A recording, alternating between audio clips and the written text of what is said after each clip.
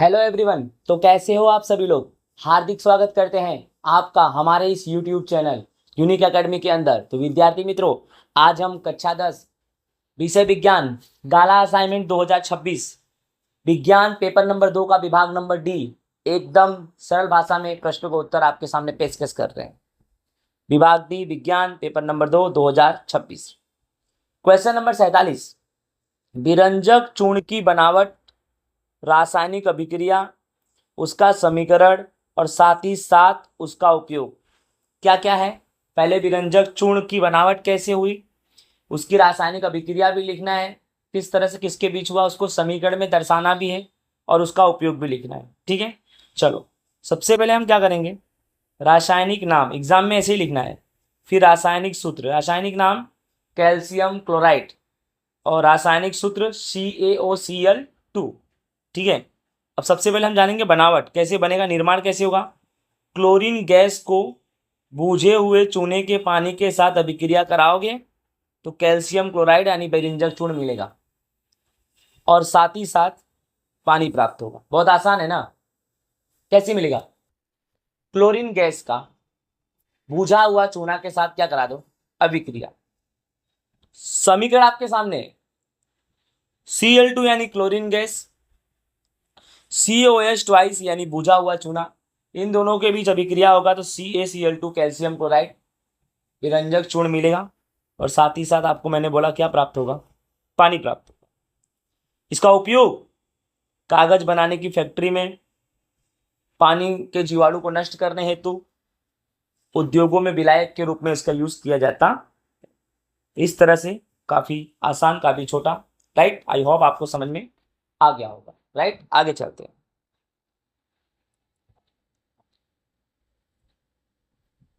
Question number 48,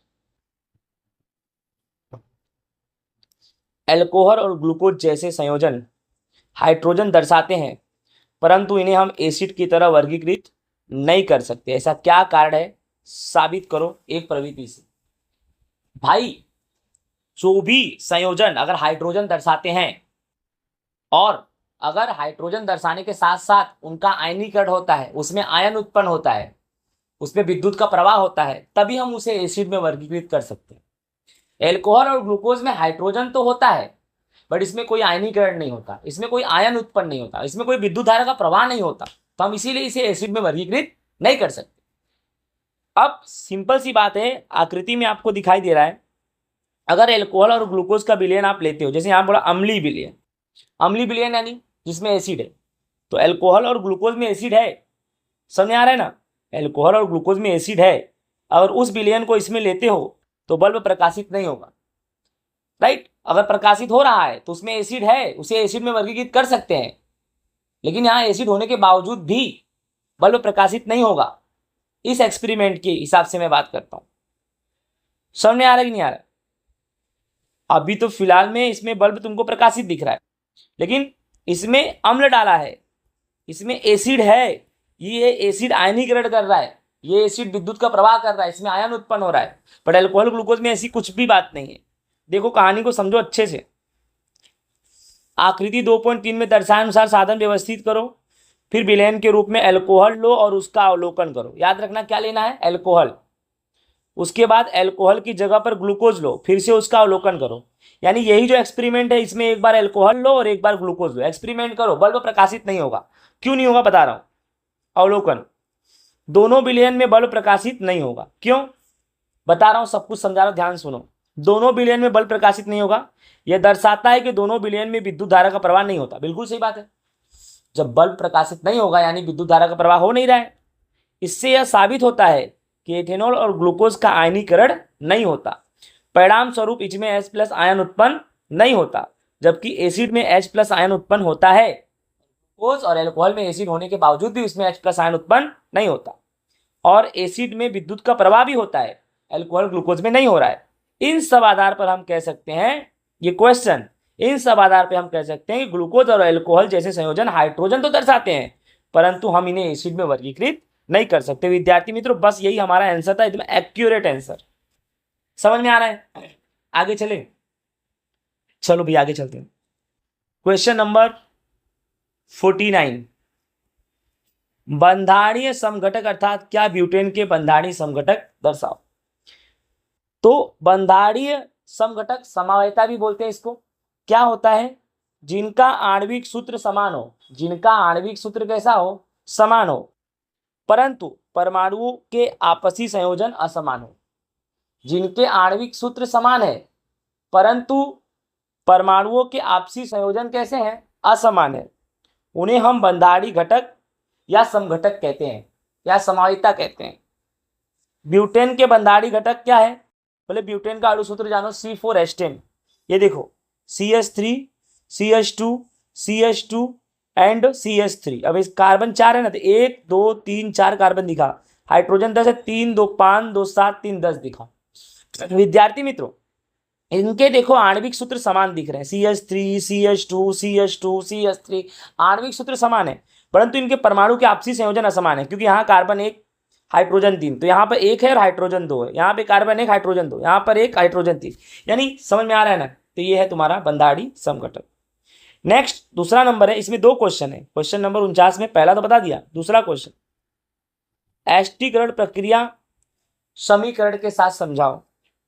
उदाहरण, पहले sorry परिभाषा, एस्टीकरण किसे बोलते हैं, खनिज एसिड उत्दीपक के उपस्थिति में, याद रखना कौन सा उत्दीपक चाहिए, ऐसा खनिज चाहिए एसिड की उत्दीपक, खनिज एसिड उत्दीपक की उपस्थिति में कार्बोक्सिलिक एसिड और अल्कोहल के बीच अभिक्रिया होने से एस्टर बनता है और पानी का निर्माण होता है, और इस प्रक्रिया को हम एस्टीकरण कहते हैं। सिंपल सी बात, खनिज एसिड एक ऐसा खनिज जिसमें एसिड हो, ऐसे उद्दीपक की उपस्थिति में कार्बोक्सिलिक एसिड और अल्कोहल के बीच में अभिक्रिया होगा तो एस्टर बनेगा और साथ ही साथ पानी का निर्माण होगा। इस प्रक्रिया को, इस अभिक्रिया को एस्टीकरण कहते हैं।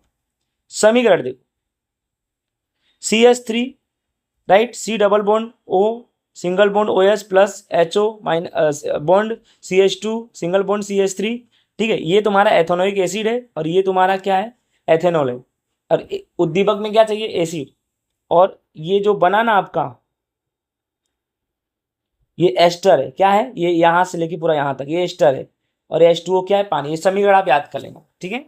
चलो, वैसे तो चैप्टर नंबर 4 आप लोग एग्जाम में अटेंड करोगे ही नहीं, क्योंकि विभाग नंबर D के अंदर देखा जाए तो पार्ट नंबर 2 के 2 प्रश्न अटेंड करो और पार्ट नंबर 5 के 2 प्रश्न अटेंड करो, 2 2 4 तो हो ही गया, ठीक है। एक क्वेश्चन अगर और है तो आप ऑप्शन में ये भी कर सकते हो कि चैप्टर नंबर 13 का अटेंड करो। किसका अटेंड करो, चैप्टर नंबर 13 काफी आसान है, राइट। आगे देखते 50 उत्सर्जन अर्थात क्या, मनुष्य के उत्सर्जन तंत्र की आकृति बनाओ। ये रहा मनुष्य के उत्सर्जन तंत्र की आकृति, आपको दिख रहा है, ये है बाह्यवृक्क धमनी, बाह्यवृक्क शिरा, महाधमनी, बाह्यमूत्र वाहिनी, महाशिरा, मूत्राशय, मूत्रमार्ग जो सिस्टम में होता है, ठीक है। अब ये आकृति आप बनाओगे, अब समझो मानव का उत्सर्जन तंत्र मैं आपको समझा रहा हूँ। पहले अंग, तो ऐसे कौन से अंग है जो मानव के उत्सर्जन तंत्र में आते हैं, वो कौन कौन से अंग हैं, वृक्क यानी किडनी, मूत्रवाहिनी, मूत्राशय, मूत्रमार्ग। सबसे पहले वृक्क पढ़ेंगे। मानव में एक जोड़ी वृक्क होता है, मानव में वृक्क कितना होता है, एक जोड़ी होता है, सेम आकार के होते हैं। ये वृक्क कैसे होते हैं, सेम आकार के, वृक्क को किडनी भी बोलते हैं, ठीक है ना। शरीर के दोनों तरफ स्थित होते हैं, ये वृक्क शरीर के दोनों तरफ स्थित होते हैं। सर्वप्रथम मूत्र का निर्माण इसी में होता है, वृक्क में ही सबसे पहले मूत्र का निर्माण होता है। फिर मूत्र कहाँ जाएगा, मूत्रवाहिनी में। इनका आकार नली यानी पाइप जैसा होता है। वृक्क में से मूत्र मूत्रवाहिनी में आता है। फिर मूत्राशय, इसकी रचना थैली जैसी होती है। मूत्रवाहिनी में से मूत्र कहाँ आएगा, मूत्राशय में आएगा, ठीक है। फिर है मूत्रमार्ग, इसकी रचना नली जैसी होती है। हमारे शरीर का मूत्र इसी मार्ग से हमारे शरीर के बाहर निकलता है, ठीक है। अब जानो उत्सर्जन के कार्य। अपशिष्ट पदार्थों को हमारे शरीर से हटाता है, रुधिर प्रवाह को नियंत्रित करता है, रक्त की मात्रा को नियंत्रित करता है, पानी और लवण, सोडियम, पोटेशियम को भी संतुलन को बनाए रखता है। तो विद्यार्थी मित्रों, इस तरह से हमारा ये उत्सर्जन अर्थात क्या, मनुष्य का उत्सर्जन तंत्र, वो भी आकृति के साथ समझा दिया आप, ठीक है। आगे क्वेश्चन नंबर 51, हमारे आमाशय में मंद HCl की भूमिका बताओ। 2 नंबर में लिखना है। ए है तो जठर यानी आमाशय, आमाशय में HCl भोजन को अम्लीय बनाता है। सबसे पहला तो काम यही है, HCl हमारे पेट में भोजन को अम्लीय बनाएगा, जिससे पेप्सिन एंजाइम्स प्रोटीन का पाचन करने में मदद मिलेगा। यानी हमारे पेट में एक एंजाइम्स होता है पेप्सिन, वह पाचन करता है खुराक का, बट वो खुराक का पाचन तभी कर पाएगा जब खुराक शर्करा बनेगा, और खुराक को शर्करा कौन बनाएगा, HCl बनाएगा। ठीक है। आमाशय में भोजन के साथ आए हुए हानिकारक जीवाणुओं को भी नष्ट करने का कार्य यही करता है। HCl, जैसे हम भोजन करते हैं, हमारे भोजन के साथ अगर कुछ हानिकारक पदार्थ हमारे पेट में है तो उनका खात्मा कौन करता है, उनका खात्मा यही करता है, कौन, HCl, राइट ना। इसी में बी है, अंतर दो, रुधिर और लसिका। रुधिर और लसिका, यह लाल रंग का है, यह रंगहीन हल्के पीले रंग का है। इसमें हीमोग्लोबिन होता है, रुधिर में क्या होता है, हीमोग्लोबिन, और इसमें हीमोग्लोबिन नहीं होता है। इसकी दिशा दोहरी होती है, हृदय से शरीर के अंगों तक, शरीर से अंगों से हृदय तक, और इसकी दिशा सिर्फ एक तरफ होती है। तो विद्यार्थी मित्रों, इस तरह से हमारा ये अंतर भी होता है कंप्लीट। आई होप विद्यार्थी मित्रों अच्छे से आपको क्वेश्चन नंबर 51 भी समझ में आ गया हो। नेक्स्ट क्वेश्चन नंबर 52, गुरु दृष्टि दोष हाइपरमेट्रोपिया अर्थात क्या, इस दोष के कारण इसके निवारण की आकृति बनाओ। सबसे पहले परिभाषा जानते हैं। गुरु दृष्टि दोष को दीर्घ दृष्टि दोष भी कहते हैं। जब दूर की वस्तु स्पष्ट दिखाई ना दे परंतु पास की वस्तु स्पष्ट दिखाई दे, ऐसे दोष को दीर्घ दृष्टि दोष कहते हैं। बोलो, दीर्घ दृष्टि दोष किसे बोलेंगे, जब दूर की वस्तु स्पष्ट दिखाई ना दे परंतु पास की वस्तु स्पष्ट दिखाई दे, ऐसे दोष को दीर्घ दृष्टि दोष कहते हैं। कारण, नेत्र गोलक छोटा हो जाता है तब, या नेत्र की फोकस दूरी बढ़ जाएगी जिसके कारण से प्रकाश की किरणें रेटिना पर न बनकर रेटिना के कहाँ बनेंगी, पीछे बनेंगी। इसी हिसाब से हमें दूर की वस्तु इसमें स्पष्ट दिखाई देगा लेकिन पास की वस्तु स्पष्ट नहीं दिखाई देगा। इसका निवारण क्या है, उत्तल लेंस का उपयोग करो। उत्तल लेंस के उपयोग से जो फोकस रेटिना के पीछे पड़ता है वह उसके पीछे ना पड़कर उसी रेटिना पे पड़ेगा। ये देखो, दीर्घ दृष्टि दोष युक्त नेत्र, ठीक है, समझ में आ रहा है। और ये जो दूसरा आकृति है ये दीर्घ दृष्टि दोष युक्त नेत्र है, राइट। समझ में आ रहा है कि नहीं आ रहा, ये आकृति आप बना सकते हो, इसमें आकृति आपको बनाना पड़ेगा, राइट। ये क्वेश्चन नंबर 52 हमारा कंप्लीट हुआ, राइट ना। क्वेश्चन नंबर 53, सोलेनाइड अर्थात क्या, आकृति बनाकर विद्युत प्रवाहित धारा सोलेनाइड के कारण उत्पन्न चुंबकीय क्षेत्र की लाक्षणिकता। यानी सोलेनाइड की परिभाषा देनी है और सोलेनाइड के अंदर उत्पन्न विद्युत प्रवाहित धारा के कारण चुंबकीय क्षेत्र जो है उसकी लाक्षणिकता बताना है। सोलेनाइड की आपको आकृति अच्छे से दिखाई दे रही है, इसी आकृति पे परिभाषा बना हुआ है। तांबे, ये जो तार है ना तांबा का है, तांबे के तार को गोल गोल घुमाकर बनाए गए कुंडली जैसी रचना को सोलेनाइड कहते हैं। किसी भी रॉड में, किसी भी विद्युत रॉड के अंदर, यानी सॉरी किसी भी लोहे का रॉड ले लो, पाइप ले लो, उसके गोल गोल गोल गोल गोल गोल तांबे के तार को गोल गोल घुमाओगे तो जो कुंडली जैसी रचना बनेगी उसी को हम क्या बोलेंगे, सोलेनाइड। अब इसमें उत्पन्न चुंबकीय क्षेत्र की लाक्षणिकता, सोलेनाइड में विद्युत धारा प्रवाहित करने के बाद सोलेनाइड के अंदर उत्पन्न चुंबकीय क्षेत्र की लाक्षणिकता बताना है। देखो ध्यान से, पहला, इसमें उत्पन्न चुंबकीय क्षेत्र क्षण चुंबक जैसा होता है। सोलेनाइड के अंदर उत्पन्न चुंबकीय क्षेत्र कैसा होगा, क्षण चुंबक जैसा होगा, ठीक है। इसका एक सिरा उत्तरी ध्रुव N और दूसरा सिरा दक्षिणी ध्रुव S दर्शाता है। सोलेनाइड के अंदर उत्पन्न चुंबकीय क्षेत्र एक समान होता है। सोलेनाइड के अंदर उत्पन्न चुंबकीय क्षेत्र कैसा होता है, एक समान होता है। सोलेनाइड के अंदर के विस्तार में हर एक बिंदु पर चुंबकीय क्षेत्र एक समान होता है। यानी सोलेनाइड के अंदर का जो विस्तार होता है उसमें उत्पन्न हर एक क्षेत्र में जो चुंबकीय क्षेत्र होता है वह कैसा होता है, एक समान होता है, ठीक है। यहाँ प्रवाहित धारा विद्युत I के सम प्रमाण में, यानी जितना विद्युत धारा प्रवाहित करोगे उसके हिसाब से चुंबकीय क्षेत्र बल उत्पन्न होगा, ठीक है। इस सोलेनाइड के अंदर प्रत्येक लपेटे गए रचना को N से दर्शाते हैं। जो तार गोल गोल गोल गोल लपेटे हो ना एक एक कुंडली में घुमा घुमा के, तो उसे N से दर्शाएंगे, ठीक है विद्यार्थी मित्रों। तो इस तरह से विद्यार्थी मित्रों हमारा सोलेनाइड भी कंप्लीट होता है। 53 नंबर क्वेश्चन, राइट। आगे चलते हैं, क्वेश्चन नंबर 54,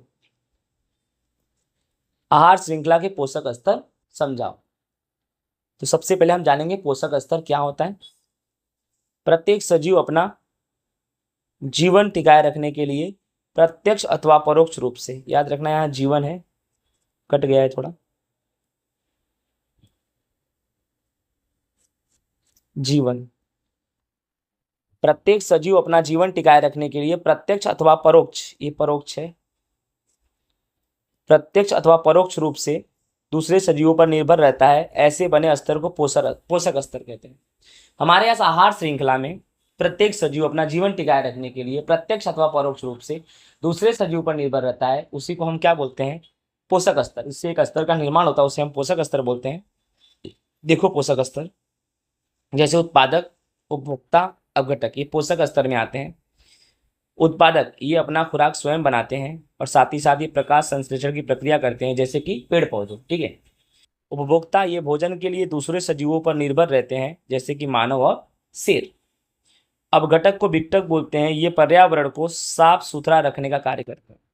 अपघटक पर्यावरण को साफ सुथरा रखने का कार्य करते हैं। ये मृत सड़े गले पदार्थों का विघटन करते हैं, उदाहरण में सूक्ष्म जीव और बैक्टीरिया। राइट विद्यार्थी मित्रों, इस तरह से आहार श्रृंखला के पोषक स्तर मैंने आपको समझाया। राइट, ये ए था बेटा, ये 54 का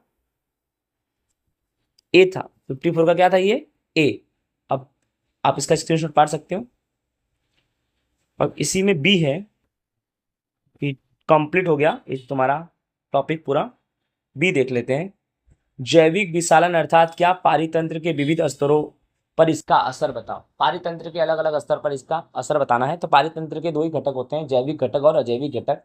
जिसमें सजीव निवास करते हैं उसे जैविक घटक, जिसमें निर्जीव होते हैं अजैविक घटक। पहले जानो जैविक विशालन की परिभाषा जानो। जब रासायनिक दवाओं का उपयोग बढ़ेगा और इसका उपयोग वनस्पति और पौधों पे होगा। जब रासायनिक दवाओं का उपयोग बढ़ेगा और इसका उपयोग कहाँ होगा? वनस्पति और पौधों पर होगा। तब वनस्पतियां और पौधे क्या बनेंगी? जहरीली बनेंगी। और जब इनको जो भी भोजन के रूप में ग्रहण करेगा उनका विनाश तो होगा, और उन्हें जो खाएगा उनका भी विनाश होगा, अर्थात पूरी आहार श्रृंखला के स्तरों का विनाश होगा। इससे हम जैविक विशालन कहते हैं। और यह एक मानव निर्मित घटना है, ये मानव के द्वारा उत्पन्न हुआ घटना है, क्योंकि मानव ही अलग अलग तरह से जंतुनाशक दवा, रासायनिक दवाओं का उपयोग कर रहा है, जिससे हमारी पूरी आहार श्रृंखला क्या बन रही है? जहरीली बन रही है। ठीक है, तो यह एक मानव निर्मित घटना है। उदाहरण में समझो, जैसे वनस्पति, उत्पादक, उपभोक्ता। वनस्पति जहरीला होगा तो ये जहरीले होंगे, ये होगा तो ये होंगे, ये होगा तो ये भी मरेंगे। तो पारितंत्र के सभी स्तरों पर इसका असर होगा। पारितंत्र के जितने भी स्तर है सभी स्तरों पर इसका असर होगा। जैविक और अजैविक घटक दोनों इससे क्या हो जाएंगे? प्रभावित हो जाएंगे। तो विद्यार्थी मित्रों, इस तरह से ये हमारा बी कंप्लीट होता है। आई होप विद्यार्थी मित्रों आप सभी को अच्छे से समझ में आ गया होगा। राइट, तो इस तरह से हमारा ये विज्ञान पेपर नंबर 2 का विभाग नंबर डी होता है पूरा। आई होप विद्यार्थी मित्रों आप सभी को अच्छे से समझ में आ गया। जय हिंद, राधे राधे।